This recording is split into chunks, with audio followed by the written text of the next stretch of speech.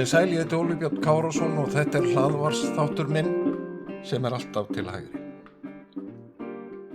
Bandaríkin gerðu loftárás á hernaðarskotmörk í Caracas, höfuðborg Venesúela, aðfaranótt síðasta laugardags. Í kjölfarið handtók sérsveit Bandaríkjahers harðstjórann Nicolás Maduro, forseta og eiginkonu hans. Hér fordæmalausa aðgerð að ræða sem heppnaðist hins vegar fullkomlega.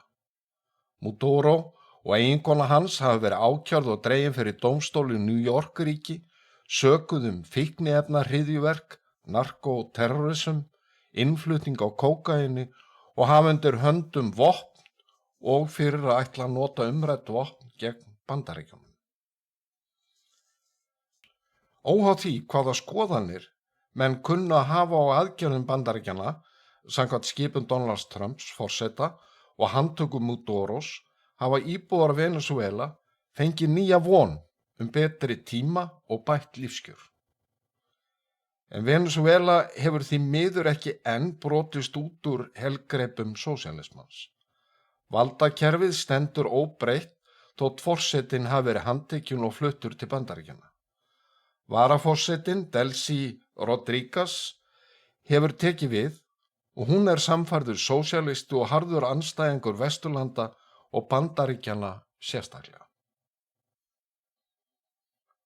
Sósíalistar náðu völdum í Venesúela þegar Hugo Chávez var kjörinn forseti í desember 1998 með ágætum meirihluta atkvæða.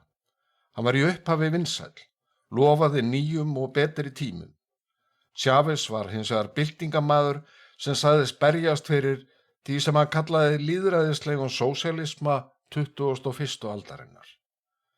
En draumaríki sósíalista snerist hægt og bítandi upp í martröð hungurs og ofbeldis. Á 7. áratug síðustu aldar var Venesúela meðal ríkustu þjóða heims.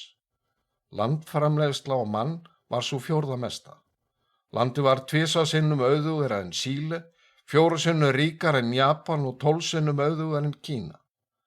Árið 1982 var Venesúela enn auðugasta land Suður-Ameríku. Til að koma á sósíalísku skipulagi 21. aldarinnar taldi Hugo Chávez nauðsynlegt að hafa alla þræði í sinni hendi, löggjafann, dómstólana og framkvæmdavaldið að óglemdum hernum. Í reynd var þrískipting ríkisvaldsins hent út í hafsauga. Komið var á fót sérstöku stjórnlagaþingi sem afgreiddi nýja stjórnarskrá sem Chávez var sérstaklega stoltur af, stjórnarskrá sem margir hér á Íslandi vildu yrði fyrirmynd að nýrri stjórnarskrá hér á landi. Dómstólar voru hreinsaðir, Hæstiréttur skipaður þeim sem voru stjórnvöldum þóknanlegir og þjóðþingið gert valdalítið. Strengjabrúðurnar í Hæstarétti höfnuðu opinberlega hugmyndum þrískiptingu ríkisvaldsins og sjálfstæði dómstóla. Dómarar strengdu þess heit að tryggja framgang pólitískara stefnu stjórnvalda. Sjálfstæði dómstóla hefur því verið afnumið og þeir misnotaðir til dæmis til að banna framboð stjórnarandstæðinga í kosningum, bæta við og breyta lögum í þágu stjórnvalda. Þráttur að hafa tapað forsetakosningunum í júlí 2024 lýsti Maduro yfir sigri. Óháðir eftirlitsaðilar telja að andstæðingur hans hafi fengið 67% atkvæða. Og þegar almenningur mótmælti og krafðist þess að Maduro og ógnarstjórn hans viðurkenndi lögmætan sigur stjórnarandstöðunar var þeim mætt með barsmíðum og handtökum. Maduro sem sagt ólögmætur forseti Venesúela. Samkvæmt mannréttindasamtökunum Foro Penal voru 1196 pólitískir fangar í Venesúela í febrúar síðastliðnum. Litlu fleiri en á Kúbu. Handahófskendar handtökur hafa verið liður í að þagga niður í og refsa þeim sem eru andvegir stjórnvöldum. Allir þeir sem andæfa eiga og hafa átt á hættu handtökur. Í upphafi lagði Hugo Chávez til atlögu við einkafyrirtæki. Þúsundir fyrirtæki voru þjóðnýtt í nafni lýðræðislegs sósíalisma. Eignarrétturinn var því virtur að engu. Hægt og bítandi var þannig grafið undan stoðum efnahagslífsins. Nú er svo komið að efnahagslegt frelsi í Venesúela er minna en í nokkru öðru ríki í Suður-Ameríku. Frelsið er minna en á Kúbu og litlu meira en í Norður-Kóreu. Mannréttindaráð Sameinuðu þjóðanna heldur því fram að sannanir séu fyrir því að vígasveitir stjórnvalda hafi myrt 100 óbreyttara borgara á undanförnum árum. Amnesty International hefur greint frá pyndingum og skipulögðum ofsóknum gegn stjórnarandstæðingum og baráttu fólki mannréttinda. Og þegar að sósíalistum mistekst, og þeim hefur alltaf mistekist, hefða þeir tökin en slaka ekki á klónni. Harkan verður aðeins meiri. Miðstýringin er aukin og loks er talið nauðsynlegt að grípa til ofbeldis, pyntinga, morða og hótana. Í kjölfarið fylgir skortur, hungur og eymd. Í gömlu Sovétríkjunum, í Norður-Kóreu, Kína og nú síðast í Venesúela. Listinn yfir löndin er því miður miklu lengri. Og Venesúela er í rúst, efnahagslega og pólitískt. Samfélagslegir innviðir hafa verið brotnir niður. Mannréttindi eru fótum troðin, eins og ég sagði hér áðan, og og yfir 8 milljónir íbúa hafa flúið land. Sérfræðingar halda því fram að 30–40.000 manns taki til fótanna á hverjum degi og leggi á flótta og leiti skjóls í öðrum löndum. Í þessu tilraunaríki sósíalismans hefur heilbrigðis- og velferðarkerfi hrunið. Glímt er við malaríu og barnaveiki og aðra hættulega sjúkdóma sem áður hafði verið útrýmt að mestu. Ungbarnadauði hefur aukist verulega sem og dauðsföll sængurkvenna. Alvarleg vannæring barna undir 5 ára er landlæg. Mislingar hafa skotið aftur upp kollinum og borist hafa tilkynningar mænusótt. Gríðarlegur skortur er á lyfjum og helmingur sjúkrahúsa er óstarfhæfur. Þetta er fyrirmyndaríkið sem að margir sósíalistar á Vesturlöndum litu mjög til. Gjaldmiðill Venesúela er verðlaus þrátt fyrir að ríkið sitji á mestu olíuauðlindum heims. Landið á einnig verulega jarðgasbirgðir bæði á landi og úti fyrir ströndum og Venesúela er einnig ríkt af gulli og þar er að finna að auki járn, báxít, nikkel, kopar og demanta. Fáar þjóðir búa að jafn miklum verðmætum, náttúrulegu auðlindum og Venesúela. En þráttur þessar auðlindir að þá var samkvæmt eymdarvísitölunni svo kallaðri, það er að segja verðbólga pluss atvinnuleysi, þá er staða almennings á þennan mælikvarða hvergi verri í heiminum en í Venesúela. Raunar miklu verri en í nokkru öðru landi.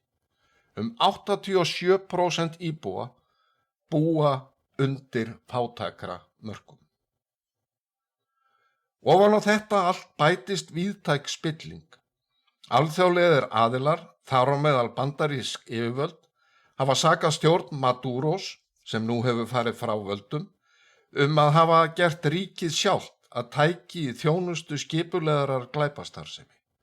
Árið 2020 ákærði bandaríska dómsmálaráðuneyti Nicolás Maduro og fjölda háttsettra embættismanna fyrir eiturlyfja hryðjuverkastarfsemi, narkoterrorism og í ákærunni kemur fram að Venesúela gegnir lykil hlutverki í smygli og kókaíni meðal annars með aðstöðu til flutninga til Bandaríkjanna. Enginn veit hversu mörg fórnarlömb sósíalista í Venesúela eru orðin. Auðugasta landi í Suður-Ameríku hefur umbreytt í nafni sósíalisma í ríki eymdarinnar. Enn einu sinni hefur komið í ljós að auðlegð sem náttúran hefur gefið er engin trygging gegn ofríki, ofbeldi, fátækt og hungri. Delcy Rodríguez Gómez, sem hefur tekið við forsetaembættinu að minnstakosti tímabundið, hefur áraraðið verið einn áhrifamesti stjórnmálamaður Venesúela og tilheyrt innsta kjarna valdsins í stjórn Maduros. Hún fæddist árið 1969 í Caracas en faðir hennar var róttækur vinstrimaður og byltingasinni. Rodríguez er menntuð lögfræðingur og lauk einnig framhaldsnámi í alþjóðarétti sem mótaði snemma áherslur hennar á utanríkismál og alþjóða stjórnmál. Hún gegndi embætti utanríkisráðherra frá 2014 til 2018 og þar var hún meðal annars talsmaður stjórnvalda í Venesúela gegn Bandaríkjunum, Evrópusambandinu og alþjóðlegum stofnunum sem gagnrýndu mannréttindabrot í landinu. Hún kennir Vesturlöndum og Bandaríkjunum sérstaklega flest vandamál landsins. Árið 2018 var Rodríguez skipuð varaforseti Venesúela. Samhliða hafði hún yfirumsjón með efnahagsmálum og stýrði samskiptum við erlenda bandamenn og var í aðalhlutverki í viðræðum við Rússland, Kína, Íran og önnur ríki sem hafa stutt Maduro stjórnina, pólitískt og efnahagslega. Óvissa hvort lýðræði komist aftur á í Venesúela er mikil þótt vonir almennings hafi vaknað eftir handtökuna á Maduro. Rodríguez hefur verið í einstak hring valdakerfisins sem byggt var upp á valdatíma Hugo Chávez og fest í sessi undir stjórn Nicolás Maduros. Rodríguez er þekkt fyrir að fylgja harðlínu pólitík án málamiðlana enda samfærð hugmyndafræði Chávez og Maduros. Hún er táknmynd valdhafa sem stendur tryggan vörð valdakerfi af hugmyndafræðilegri tryggð og í andstöðu við vestræn gildi. Lýðræðisvonir Venesúela búa byggja ekki aðeins á því hver situr í forsetastólnum, heldur ekki síður á því hvort sjálft kerfið breytist, hvort frjálsar og trúverðugar kosningar verði haldnar, hvort sjálfstæði dómstóla verði tryggt að nýju og hvort fjölmiðlum og borgaralegu samfélagi verði leyft að starfa án ógnar. Hingað til er fátt því miður sem bendir til þess að Rodríguez sé tilbúin til að beita sér fyrir umbótum eða að minnstakosti standa ekki í vegi fyrir þeim.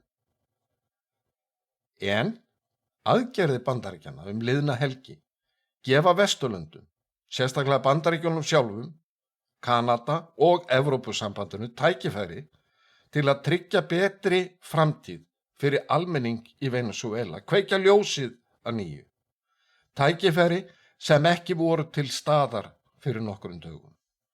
Með markvissum pólitískum þrýstingi og samræmdum aðgerðum, þar á meðal skilyrtri afléttingu refsiaðgerða, auknum diplómatískum samskiptum og skýrum kröfum frjálsar kosningar, sjálfstæði dómstóla og fjölmiðla og að mannréttindi séu virt, geta Venesúelar gert sér vonir raunverulegar breytingar þannig að íbúarnir ná að brjótast út úr vítahring pólitísks ofbeldis, efnahagslegs hruns og kerfisbundinna mannréttindabrota. En þær vonir verða að litlu ef Vesturlönd sýna ekki pólitískt hugrekki og samstöðu til að knýja á breytingu. Ég þakka þeim sem hlýddu, góðar stundir.